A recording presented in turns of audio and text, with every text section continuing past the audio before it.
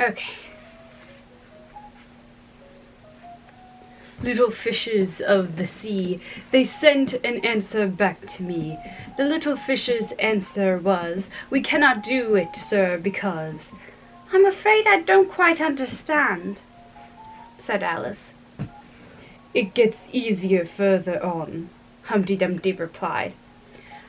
"I sent to them again to say, 'It will be better to obey.' The fishes answered with a grin, 'Why, what a temper you are in!' I told them once, I told them twice, they would not listen to advice. I took a kettle large and new, fit for the deed I had to do. My heart went hop, my heart went thump, I filled the kettle at the pump.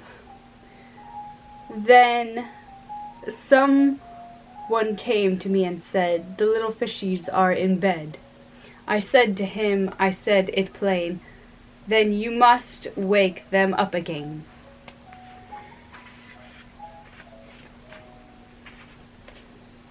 I said it very loud and clear. I went and shouted in his ear. Humpty Dumpty raised his voice almost to a scream as he repeated this verse. And Alice thought with a shudder, I wouldn't have been the messenger for anything. But he was very stiff and proud. He said, "You needn't shout so loud." And he was very proud and stiff. He said I'd go and wake them if. I took a corkscrew from the shelf and went to wake them up myself. And when I found the door was locked, I pulled and pushed and kicked and knocked. And when I found the door was shut, I tried to turn the handle, but there was a long pause. "Is that all?" Alice asked timidly.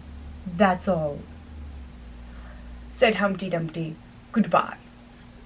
This was rather sudden, Alice thought, but after such a very strong hint that she ought to be going, she felt that it would hardly be civil to stay.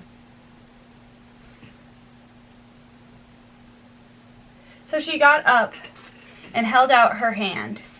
"Goodbye, till we meet again," she said as cheerfully as she could. "I shouldn't know you again if we did meet," Humpty Dumpty replied in a discontented tone, giving her one of his fingers to shake. "You're so exactly like other people." "The face is what one goes by generally," Alice remarked in a thoughtful tone. "That's just what I complain of," said Humpty Dumpty. "Your face is the same as everybody has. The two eyes so," marking their places in the air with his thumb. "Nose in the middle, mouth under. It's always the same. Now, if you had the two eyes on the same side of the nose, for instance, or the mouth at the top,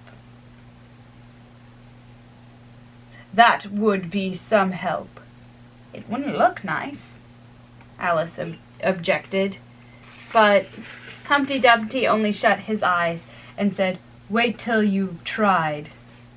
Alice waited a minute to see if he would speak again, but as he never opened his eyes or took any further notice of her, she said, "Goodbye," once more, and getting no answer to this, she quietly walked away. But she couldn't help saying to herself as she went, "Of course, all the unsatisfactory." She repeated this out loud, as it was a great comfort to have such a long word to say. "Of all the unsatisfactory people I have ever met." She never finished the sentence, for at this moment a heavy crash shook the forest from end to end.